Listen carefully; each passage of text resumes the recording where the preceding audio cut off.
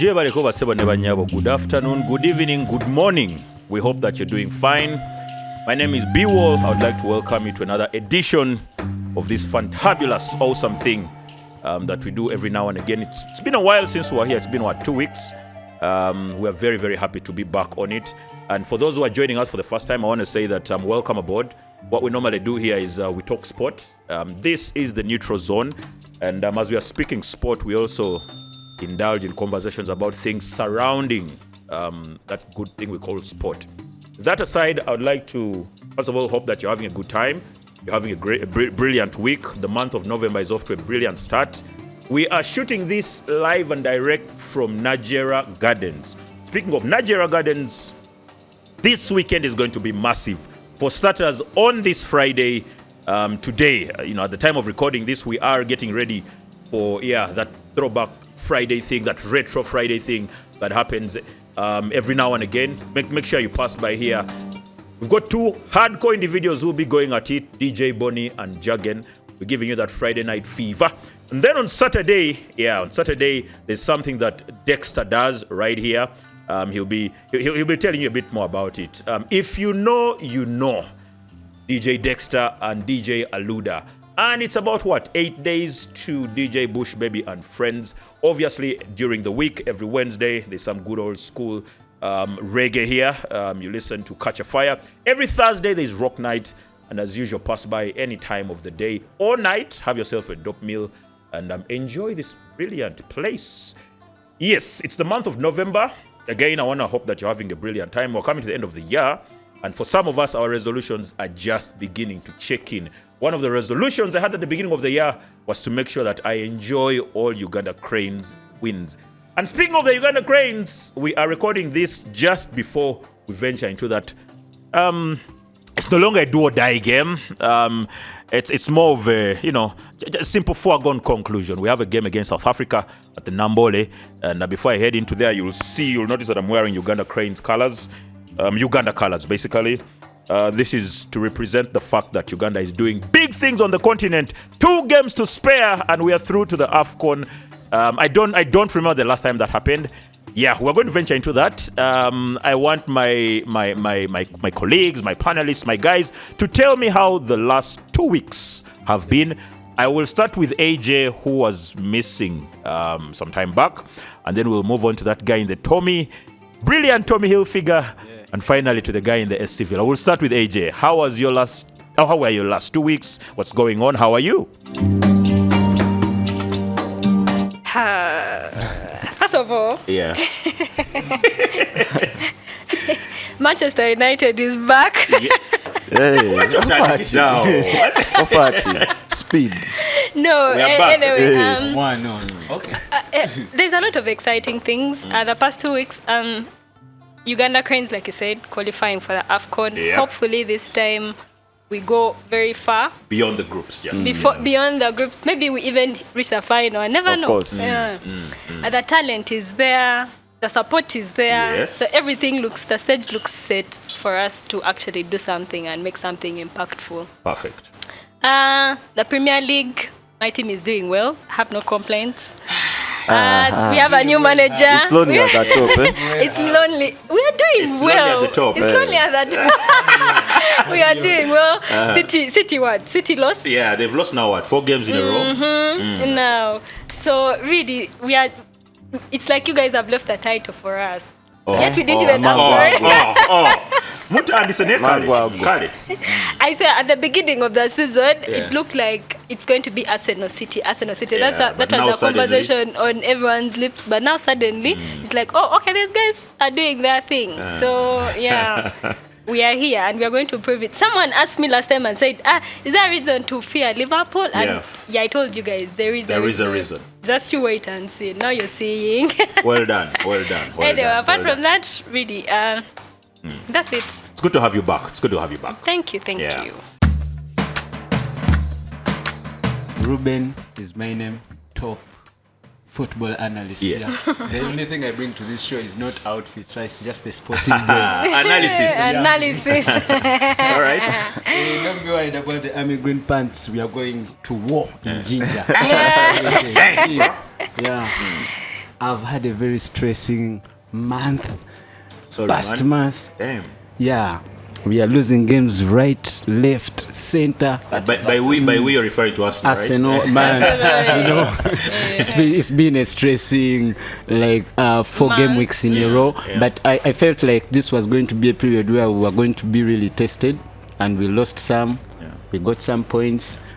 There was no ray of hope anywhere of collecting 3 points. It was either loss or a draw. So I've not really had. If it's 2 weeks, mine is a month. It's been disastrous. Terrible. It's been terrible.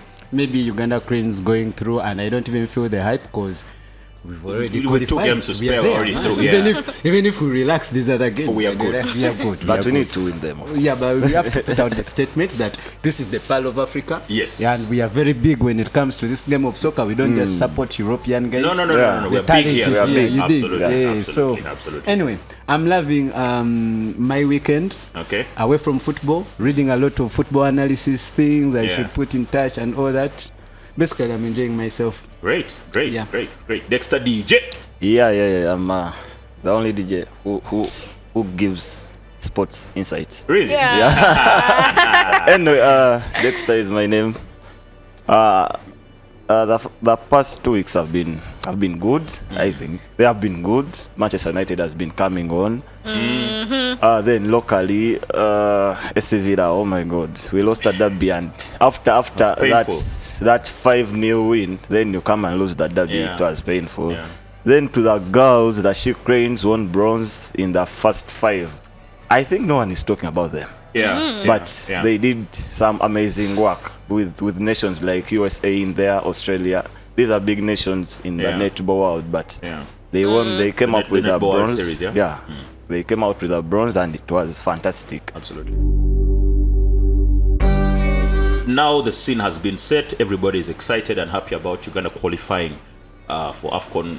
Something that some might argue we should have been doing a bit more often in the past. First of all, I want to ask you guys, to what or to who do we owe this good performance? Is it the players? Is it FIFA? Is it the sponsors? Is it the fans? Who are you giving this credit to? For me, I think, the top, I'm just going to, mainly the players, because at the end of the day, they're the ones that go onto the pitch. Yeah. It doesn't matter if the manager has been good, the sponsors are putting the money. If the players are not good quality, it won't really matter. So credit to the players first. Absolutely. Because, they go out there and they give it their all, they give it everything they have, and it has paid off. Then I feel like the sponsors have really done a lot. They have come through for for that team. They have big sponsors. Yeah. Yes, they have done everything, and also the FIFA as well. I'm just going to give credit to them. I'm going to give it's their job, which they have been slacking on, but it looks like they're trying to pull their weight, which is a good thing. A good thing, and it's actually showing. Okay. Now. Ruben. Yes, please. A quick question for as a person who analyzes what's been happening on the field of play. You've watched the Cranes play. Yeah.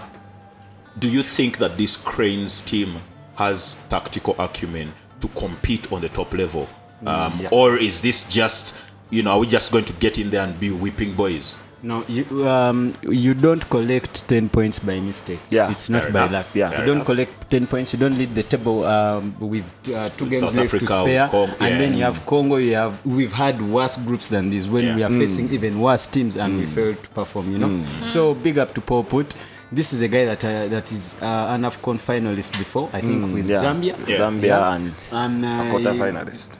Basically, what he has shown with the team, with picking, he's always picking the players that are performing and the players that have a bit of tactical knowledge, because his tactics are very, I can't call them advanced, but they are modern tactics. Okay. They're not more very like modern. they're not traditional old school tactics. So he tries to get guys that are playing in Europe, guys that are playing outside Guys that Africa, understand foreign, or probably around African countries that are well versed with modern tactics. Okay. Yeah. Maybe when he brings them to the camp, it's easier for him to explain these tactics to them. But from a tactical point of view, it's been mind-blowing for me. Yeah. The talent is there. I didn't expect it from the talent pool that we have, but he has shown us talent. We have, is it Capradiosi, that guy? Capradiosi. Yeah, he's a very, very good guy, and he hasn't been having a club for some time, but he's fit and he's putting in the work. So basically, he's selecting a team based on performance, a team that can execute his tactics. Usually, we come in the first half and we are losing, we are a bit laid back, but you can just tell from the switch ups he makes, you can just tell from the second half that something has been twitched, something has changed. So the tactical basis, baseline is there. It's good. The baseline is there, the foundation is there because we have the good players that are playing in European leagues, and I believe we can go far with Paul Put. Okay, Dexta, now finally for you, as the person who interacts with these players on a day-to-day basis, you see that they're putting in the hard work, right? You see that they are trying to be better. Do you think that the average Ugandan footballer, right? Maybe not average, but the Ugandan footballer who is in the Cranes camp at the moment is quality enough to be able to to be on the same level as, say, a player from South Africa or Nigeria or Senegal? Because many times we've struggled with the fact that we have one or two who are very good, right? Who are very good, and then the rest. You have an Oboa here, who's decent, and then everybody else is kind of either mediocre or something like that. Yeah. Do you think that in general all the players have kind of uplifted themselves? I want to say that squad, I think it's, apart from that Disabre squad, this is the other squad we've got that is really, that you can rely on to get you the results. Did Disabre do any bigger tournament than Chan? After Chan, he went to AFCON. Yeah. So I want to say those players. The last game I watched live, that was Sudan, against Sudan. Yeah. You could see the urge in the play, like they want to win. Hunger. The hunger. Yeah. They want to win. They push themselves there. Like, we have to get this going. You've never seen a Bevis Mugabe who is like a lion on that pitch. And that guy is tall. In that, at some extent, he bends the back like so. The moment he tells you do this, you have to. Yeah. So there's hunger in the squad. Yeah, there's hunger, and Paul Put. This is another coach who has been given the free will, like, to come out, watch all these games in the Uganda Premier League. Actually, is the only coach I've seen who has watched as many local games, games as which is important. So that's why he gets the talent he needs. Yeah. For example, he chose Hakim Chiwanuka. That boy was putting in the performance at Villa. Yeah, he's been watching. He's been watching like, for a long time. A long time. So this time is like, let me. But I want to ask you, Ruben, that you see when a national team manager or coach is scouting for talent, right? And is going out there and looking for players who will fit into quote unquote his system, right? You have a league that has so many players, so many, and all of them are really, really good. Isn't it very hard to sit down and come down with, what is it, 25? I don't know, 23 or 24, something like sometimes that. 30. Because when you watch the Ugandan league, there are so many quality players, and this is the top league. Even in the big league, there are so many good players. The other time during the Masaza Cup, there's a lot of. If you're a scout who is looking for top talent, isn't it too much work? Sometimes you have like 50, 60 players to choose from. How do you zero down? Look, for international coaches, it's not even only about Uganda, but across the whole world. Indeed. Across the whole world, as putting in selections for squads that are going to play, let's say, qualifiers, tournaments, is usually it's a big load of work. It is. It must be. But you have to begin with the home talent, because first, it's very accessible to you. Where you're working from, it's easy for you to go to the different matches, watch and see, and it is very, very relevant. Now, let me tell you, for a couple of coaches that have been here, maybe besides Disabre, we've had almost the same squad being called up. Almost the same squad. Almost. You understand? The guys don't put in the work. For him, he knows my left back is this, my Khalida Ucho here, what, you know. So a lot of talent died from there. That's true. Now, Paul Put is a guy, Big up. I've not met him at any match, but if he puts in the work to go and watch his matches, it's a big plus. Because he's not going to fly to Scotland every week to watch Bevis. Yeah, you can't. You understand? But he can watch Bevis from home. He cannot watch the FIFA Big League matches from home, from DSTV or anything. So he has to go on the ground. And now this is a guy, by the way, he has put in the work and he has shown us that he has actually put in the work. The squad keeps changing and it's on merit. Absolutely. You're On merit. It's not just because you played on merit. Therefore, automatically you qualify. No, on merit. Like this guy that merit thing, you know, for very many years, the selection of the Uganda Cranes squad, there's been questions now and again. Now, this guy, you know, he's not had playing time. Why is he on the squad? This guy is off form. Why is he? But I feel like now what Paul Put has done is first of all silence those questions. That everybody who is on the final 25 or 30 man squad deserves to be there. But then when you look at like Capradosi, no squad. But he's fit. When he's called upon and he starts again, no one is going to ask questions. Now what? Deliver. You see what Put did? Formally, I mean, back then, I joined the UPL in 2018. I was working with a team. We didn't have catapult. That was the first thing he did in Uganda Premier League. He told the FUFA guys, look, go to catapult. We need that technology. Make sure that every team has catapult. So he uses the statistics of the data.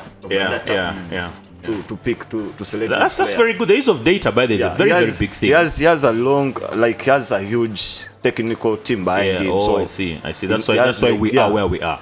Okay. And for the guys from CAF, if you're watching this, we are now on another level, right? So when you're ranking teams and doing all these things, understand that which in English means we have climbed the ladder, right? We are now on the next level. Speaking of next level, there's we could go on and on about the Uganda Cranes because this is a good time, right? Yeah, it's a good time. But there's some very bizarre news that hit our phones a couple of days back. First, for context, those who watch the English Premier League probably know of a referee, David Coote. He's he's been in the thick of things lately. He's been in the middle of the news. First, a video appeared of him saying some saucy, unkind things to Liverpool, and he went as far as calling Jurgen Klopp a certain word. Now we shall not use here because it's a picture show. No, but you can use the word German.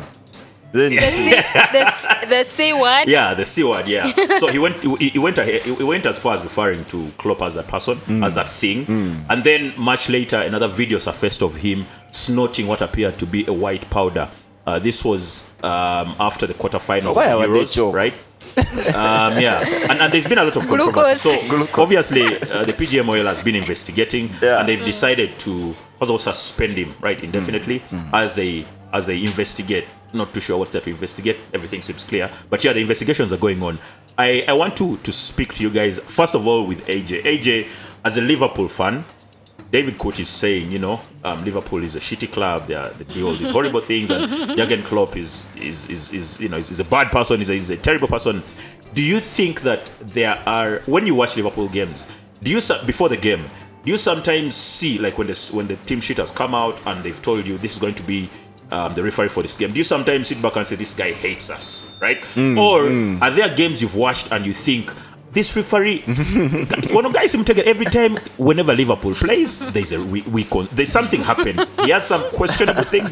Are there referees that you look at and you think, I think every club has a specific guy. There is that guy when he shows up. That you're like, I know Arsenal fans when have a against who Michael Oliver. Michael Oliver. He's a mess.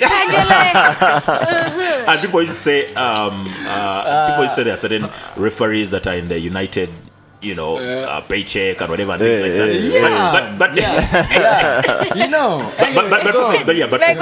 So when you think about what referees do on the field of play, do you think that now what English Premier League referees are doing, do you think they are doing, first of all, do you think they are at the toppest of levels, or do you think they still have a lot of work to do? You see, first of all, before this, as I was saying, there's every club has a specific referee that who they don't like or they feel is always biased against them, and it shows. And sometimes it shows in these decisions that they make and the calls and whatnot. And you're like, but I'm not an Arsenal fan, but this is questionable. I'm not a United fan, but this is questionable. Yeah. And I think because of the way, I don't know, those guys support their football, it's bias would probably be a common thing, because someone is always going to be a fan of a certain club they grew up seeing, their hometown.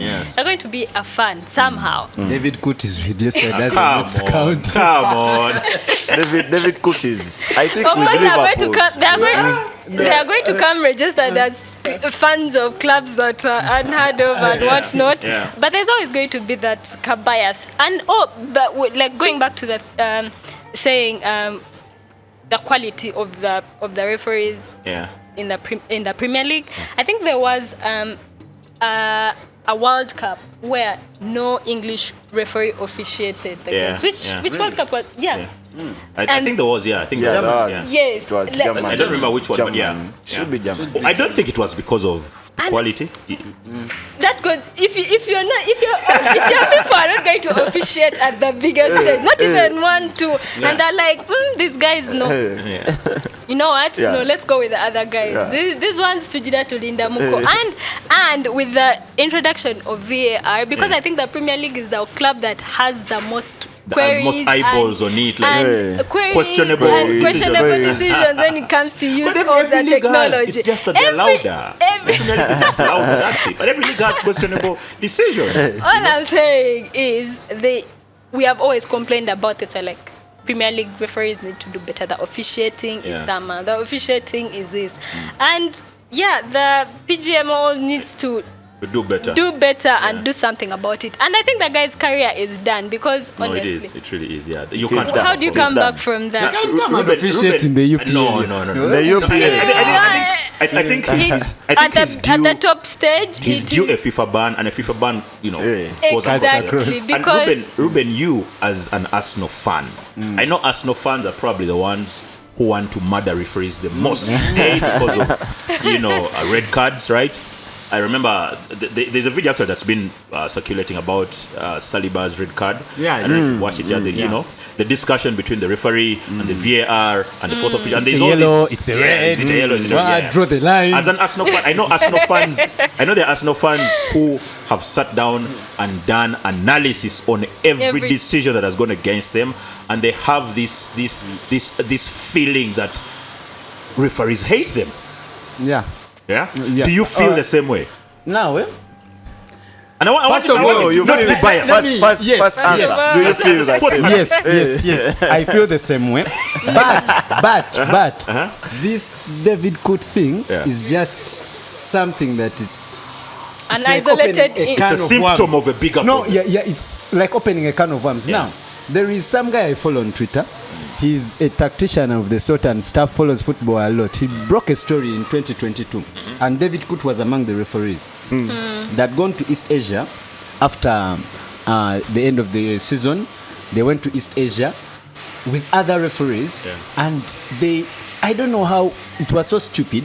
They allowed someone to take a photo of them with hookers in Indonesia somewhere, and it claims that gone for match fixing things down there in Indonesia. There is a scenario where Michael Oliver was paid money to go and officiate a game in Saudi Arabia by Man City. You understand?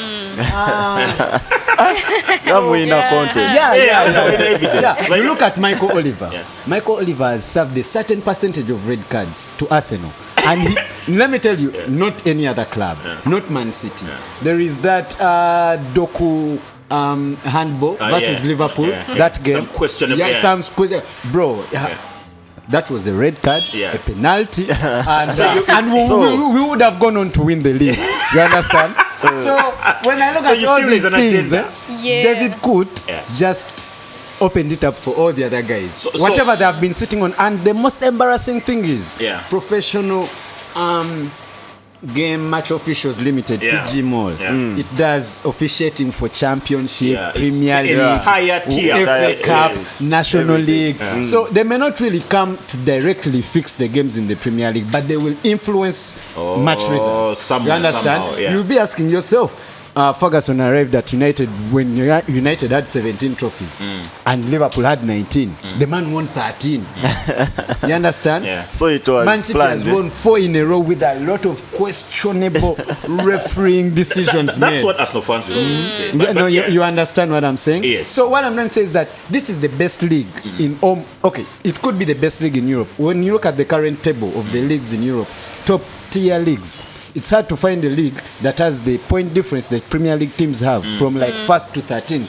So that's evident enough. Unpredictability, that's evident enough that probably this is the best league in Europe.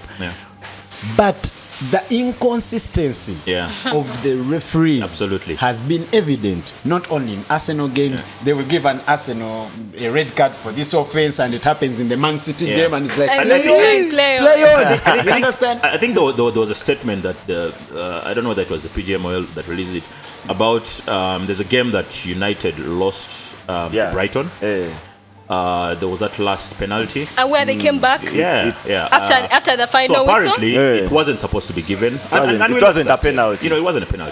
But for you, Dexter, as a person who who has a finger on the pulse in terms of our local referees here, I know there's been a lot of controversy also here in terms of games where there's questionable decisions and whatnot. But I think first of all, referees are human. Right, they're human beings like us, and they're prone to mistakes. Right, I think there is a certain level of decency they should be accorded, even when they make mistakes. Yes, those mistakes impact a lot in terms of finances, in terms of all these things. But do you think that, for example, here in Uganda, that we are kind enough to referees, or do you think referees need to raise their standard? And because if you're officiating a match between Express and say SC Villa, you cannot afford to give questionable decisions, right? You can't afford to give away a random free kick in a dangerous place because you may look for the exit.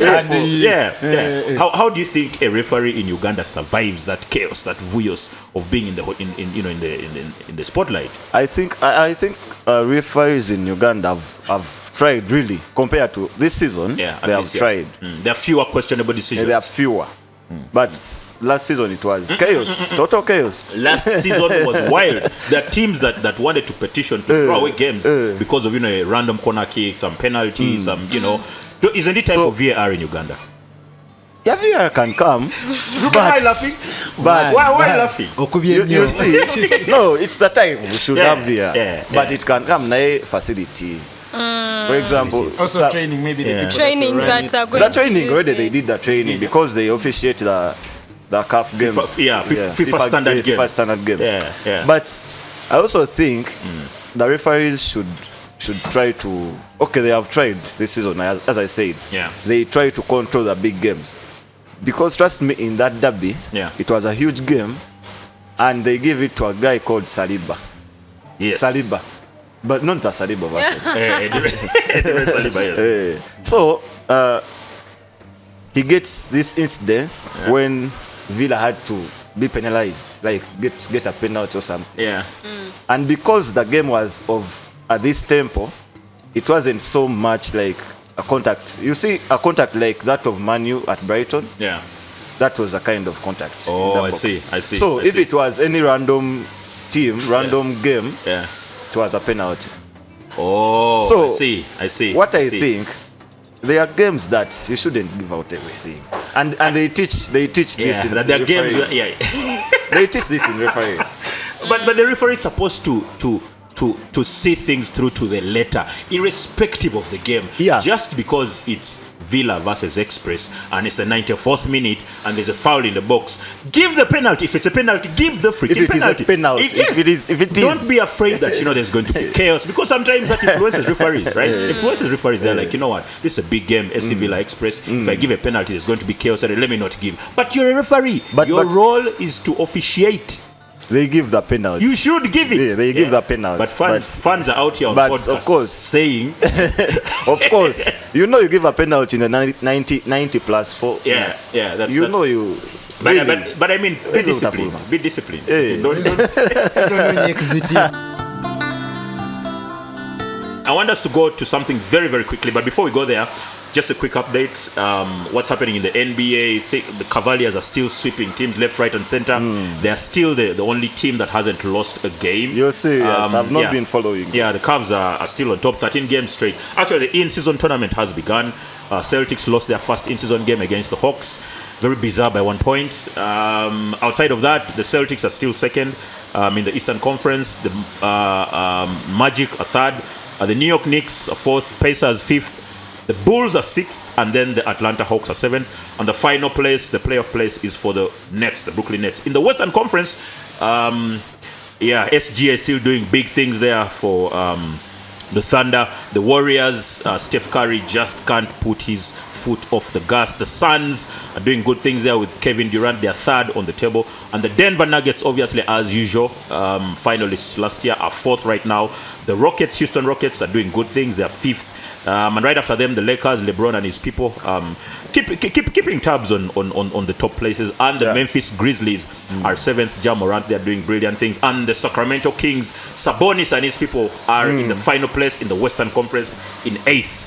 Away from that, very quickly, as we prepare to wrap up, I want to first ask, now that there is this international break, United fans obviously have welcomed Amorim. They're waiting for the first game. Yeah, he's been moving around the club, touring, seeing all these things, getting in touch with history, understanding what the club is about, what the culture is like. AJ, do you think that Amorim is going to do good things? Do you think Amorim is going to be an onslaught for us? No. Oh my goodness. What? You don't... What? Okay. Are you sure? Hating aside, I've heard good things about the guy. Yeah. But we always hear good things about a manager Yeah. before they come. Just guys. You don't think he's going to change things, turn things around? I think United's problems might be, bigger than just one person to come and solve immediately. Yeah. They're going to take some time. And if he's the person to come and re-energize the team, because from the past games we've seen, before Rudvan. Yes. Yeah. Before Rudvan, who I do not know why you didn't give him some time. No, he's not yet at the top. He's not yet at that. He's not yet ready, Yeah. but sometimes you take a chance on the guy. But That's a big thing. But anyway, before that, looks like United looked like a beat down team. Yeah. That's the best way I can describe them. Yeah. Like not really much of zeal and enthusiasm.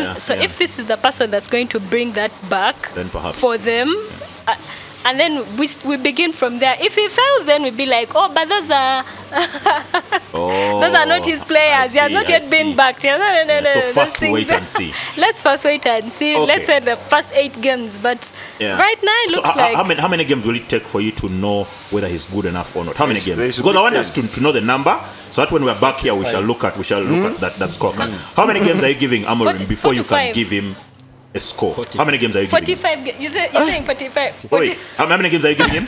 How many games are you giving him? I'll go with 12. So 12 games. In 12 games. Yes. If he has won at least 8. Let's say 8 in 12. Draw. Even if he loses like 1 or 2. And then draw the rest. Yes. Okay, Ruben. In a minute, your thoughts on Amorim? I know you're an admirer of his tactics and stuff like that. What do you think? First, I'm very sad Rude left. Second, anyway, because Ruben is better, he still wanted us to beat and punish United. Come on. But Amorim is very good. We are going to see flashes of good display of football once in a while too, when he gets his team collected together. We could talk about Amorim for the whole day. Seated here with the screen and I analyze for you all the stuff. Any day. Just call me. We just do it just like in the studio. But I have worries with how he sets up his team, especially with the back three. That formation. He's gonna suffer. But he's a good coach. He can put in some performances against some teams, but it's going to be tough for him. Hitting up with the big boys, he will switch up that back three. Okay, great. Dexter, as a United fan, happy days, right? Of course. Do you think we're winning the league? Are we in contention now for the league? Ruben Felipe Marques Amorim. Yeah.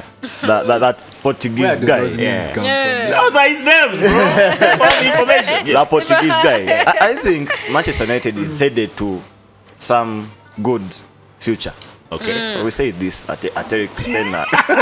Hey, This time something- it's real. You see the This time something it's you guys real. are saying? We say this to Ralph Rangnick, with Ten Hag. I said Godfather was but this football, time, what? this time, at least you've seen his tactics. Yeah. Went out, bet Man City like Yeah, random problem. 4 goals. Yeah. So And this is an accomplished City With team. the same team. and I think it's now going to be upon the players. They need to step up. That's what I was saying. Okay. It's the players. Okay, so now. guys, To add on as we that. To add on that. in 30 seconds. He doesn't have Victor Gyökeres. Oh, come on. Like Come Sporting on. Lisbon that beat the Man City team was a set team. Yeah. He said it himself. I'm going to a new team. It's going to be a new environment. Yeah. He has to look at that team thoroughly, Yeah. see how he can impose his tactics All right. on that team. All right. 45 games. 45. Yeah? Me, I'm Yeah. judging him in 45 games. Okay, If great. he has a win percentage of 55%, It's good to we go. can keep moving. Okay, great. Now, as we wrap up, yeah, I want the producer to take note of this. I want each of us to give how many games you're giving Amorim. Yeah, you already mentioned that you're giving him out of okay, let's say out of 12 games, right? Out of 12 games, right? Out of 12 games, how many games do you think he should have won for you to give him a tick? You said 8, right? I said 8. 8. Ruben, what do you think? 8, Out of 12 games. 8 and minimum and maximum 4 draws. Okay. 8 maximum 4 4 draws. draws. Maximum. Dexter, out of 12 games. He's winning all the games. Come on, bro. No, wait, I'm telling you. Yeah. He's winning all the games Yeah. before we close off the year. Oh, he's winning every game until the end of the year, including Arsenal, because Arsenal is before Of the end of course, the year. that's why I didn't say. Wow. I didn't want to mention it. Okay, very bold, very bold, very bold.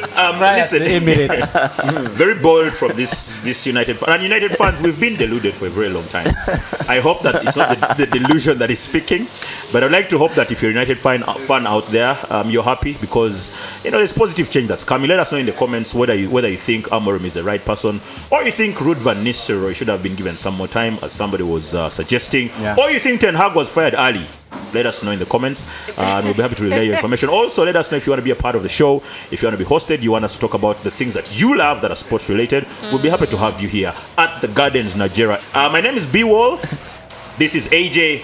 That is Ruben. That's Dexta DJ. Thank you so much for being a good sport and for being a part of this fantastic show. We will catch you next week, and by then we shall be celebrating Uganda going through to AFCON, and we shall also be celebrating Ruben Amorim officially, coming in and winning a game, I right? thought you'll be celebrating before me. we go, We mean it. before we go. Yeah, one final one. Yes. I think he's going to lose the first game. Oh, come. Okay. There you go. Togario. Haters. Bad luck. Haters God, have already God. started. Thank you guys. We'll catch you next time. Mubere bulungi. Don't drink and drive. Have yourselves a brilliant weekend and enjoy the rest of November. See you soon.